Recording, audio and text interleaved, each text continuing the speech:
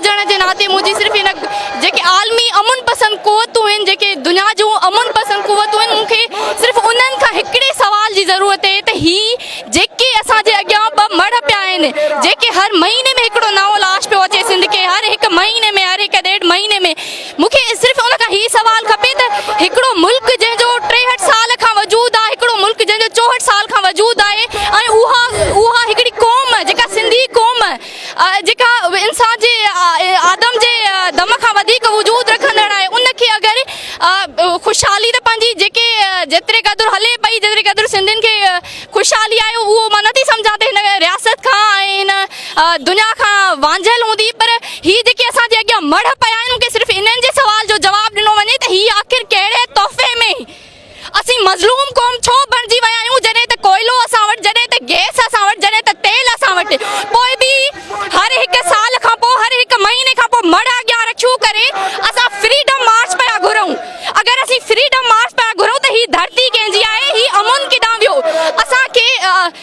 केतिरो हिकिड़ो अमन पसंद क़ौम जी हिकिड़ी अमन पसंद नारी हुअण जे नाते जस्ट इहो चवंदमि त सिंधी हिकु क़ौम आहे ऐं सिंध हिकु मुल्क आहे ऐं हुनजी आज़ादी अणटर आहे ऐं आज़ादी मुमकिन आहे असांखे उहो हक़ ॾिनो वञे जंहिंमें ही लाश मुंहिंजे अॻियां न हुजनि जिते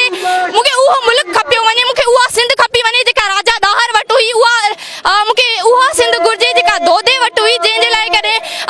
अरगूननि खे हार मिली जॾहिं कंहिं तुर्खाननि खे हार मिली मूंखे फ़क़ति उन सिंध जी तलबा आहे जंहिं सिंध में मूंखे मुंहिंजे भाइरनि जा मूंखे लाशा न मिलनि मूंखे फ़क़ति उहा अमन वारी सिंध खपे जेका राजा दाहर जे दौर में जेका सचल जे दौर में जेका सामीअ जे दौर में जेका मुर्शिद लतीफ़ जे दौर में सिंध हुई मूंखे उहा सिंध खपे जॾहिं पाकिस्तान जो वजूद पियो त इहो त चइनि सूबनि खे हक़ ॾिना वेंदा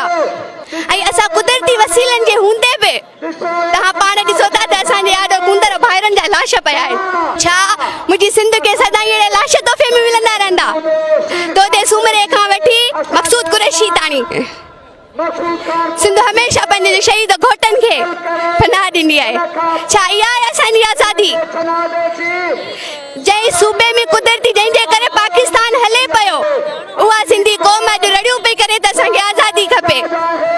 असांजी ॻाल्हि खे अहमियत न ॾिनी वेंदी आहे असांजी ॻाल्हि खे पोइते कयो वेंदो आहे हर जेका बि ज़बान आहे उन्हनि खे अहमियत हूंदी आहे असां सिंधियुनि खे अहमियत न हूंदी आहे हे 2 साल पहिरियां असां बशीर कुरैशी जे हिन ई जलसे में आया हुआसीं असां पंहिंजा ॿार बच्चा हाणे बि वठी आया आहियूं हिन अहिड़ी उस में तिखीअ में असां वेठा आहियूं त असांखे आज़ादी खपे असांखे सिंध आज़ादु खपे जेका सालनि खां असांजी घुर आहे उहा हिन महिल ताईं असांजी पूरी न थी आहे पहिरियां असांजो बशीर ख़ान कुरैशी वियो हाणे मक़सूद कुरैशी वियो आहे उनजो मड़ पियो आहे एॾे बेदर्दीअ सां उन्हनि खे मारियो उन्हनि खे शहीद कयो थो वञे असां इन खे स्टॉप था करणु चाहियूं असांखे आज़ादु खपे पाकिस्तान भले उन्हनि खे उनजो आहे उहो उनजो वजूद हुजे पर असांखे सिंध आज़ादु खपे सिंध आज़ादु हूंदी त असांजा जेके बि वसीला आहिनि उहे असां ताईं महदूद हूंदा मिट्टीअ जे तूं मान लाइ जोधो थी झेड़ो कजाए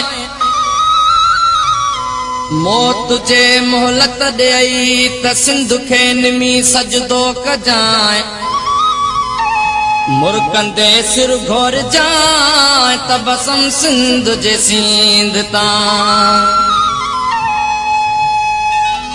घोर वञे